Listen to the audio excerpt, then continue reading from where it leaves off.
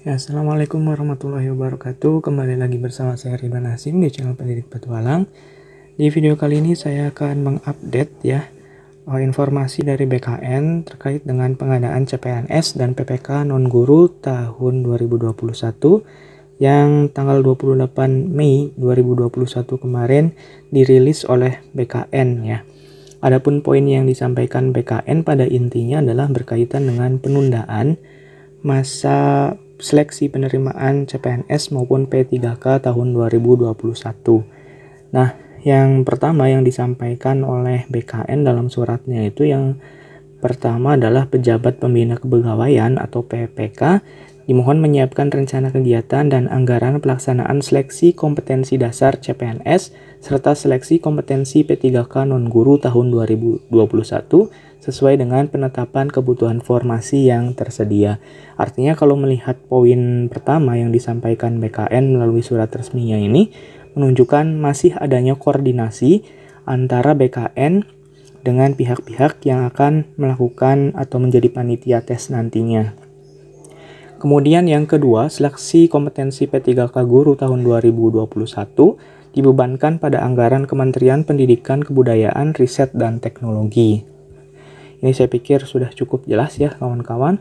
Kemudian ketiga, setiap instansi pusat dan daerah membuat surat usulan mengenai penunjukan admin instansi baik CPNS dan atau P3K yang ditujukan kepada Kepala Badan Kepegawaian Negara, Deputi Bidang Sistem Informasi Kepegawaian. Surat usulan tersebut ditandatangani minimal oleh pejabat pimpinan tinggi Pratama yang membidangi pengadaan kepegawaian ataupun ketua panitia seleksi pengadaan instansi.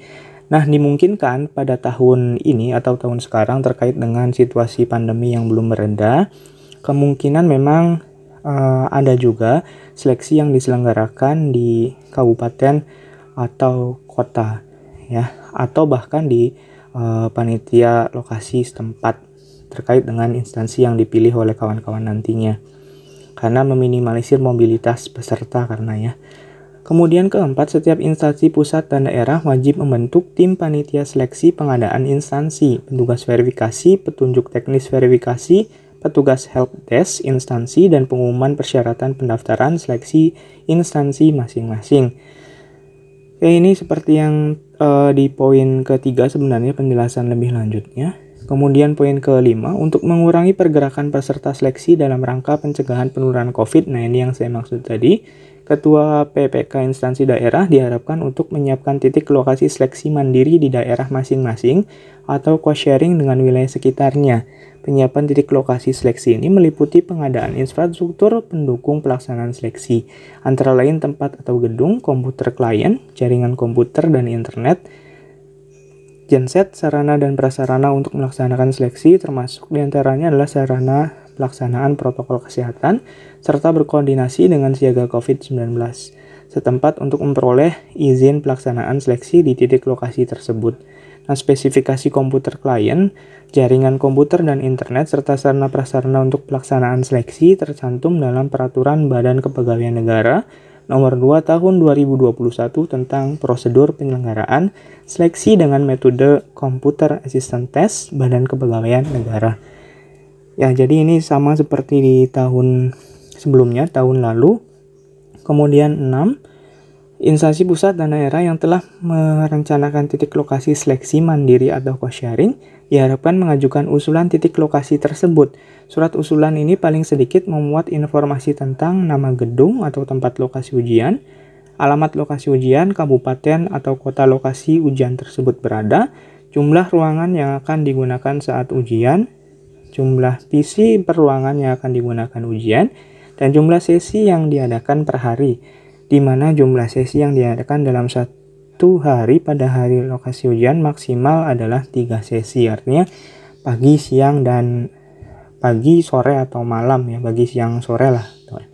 Ini menyesuaikan, tapi dari poin 6 ini kita bisa melihat bahwa pemerintah pusat dalam hal ini adalah BKN masih melakukan koordinasi terkait dengan pihak-pihak atau panitia-panitia instansi atau setiap instansi yang akan melaksanakan seleksi CPNS maupun P3K. Jadi ya harus bersabar dulu ya. Di poin nomor 7, instansi pusat dan instansi daerah akan menggunakan titik lokasi BKN pusat, kantor regional, unit penyelenggara teknis BKN sebagai titik lokasi ujian di luar titik lokasi ujian mandirinya, wajib mengajukan usulan titik lokasi BKN yang digunakan. Pengajuan surat tersebut paling lambat tanggal 4 Juni 2021 ditunjukkan kepada Kepala BKN melalui Kepala Pusat Pengembangan Sistem Seleksi untuk instansi pusat dan Kepala Kantor Regional BKN setempat untuk instansi daerah. Nah, artinya sampai tanggal 4 Juni ini masih ada usulan titik lokasi ya. Artinya untuk seleksi seleksi kompetensi dasar ini dimungkinkan setelah tanggal 4 Juni. Itu bisa berarti pertengahannya atau akhir Juni atau bisa juga awal Juli. Tapi untuk seleksi dimulai itu kan seleksi administrasi terlebih dahulu ya. Jadi itu masih dimungkinkan sebenarnya sebelum 4 Juni. Tapi kita akan lihat bagaimana nanti dinamika yang terjadi di lapangan ya. Karena nomor 8 sendiri BKN menegaskan bahwa mengingat masih terdapat beberapa peraturan pengadaan CPNS, P3K non-guru dan P3K guru tahun 2021 yang belum ditetapkan oleh pemerintah serta masih adanya usulan revisi penetapan kebutuhan formasi oleh beberapa instansi, maka jadwal pelaksanaan seleksi akan diinformasikan lebih lanjut. Nah, ini sebenarnya ada kabar baiknya ya penundaan ini. Yang pertama, kawan-kawan masih bisa untuk belajar lagi untuk lebih fokus menyiapkan strategi dalam seleksi kompetensi dasar nantinya. Termasuk juga ada di sini dikatakan masih adanya usulan revisi penetapan kebutuhan formasi. Ya, kita berdoa semoga usulan itu bertambah ya, bukan berkurang. Kalau bertambah apalagi untuk seleksi CPNS, ini justru akan bagus buat kita semua.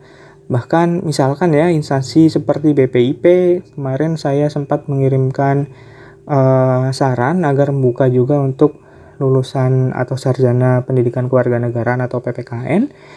Karena di tahun sebelumnya itu tidak ada, mungkin kawan-kawan juga bisa mengajukan ini ke Instagram ataupun ke email surat elektronik ya, baik yang dimiliki oleh BKN maupun instansi yang ingin kawan-kawan tuju tapi tidak terdapat ya program atau lulusan dari kawan-kawan sekalian.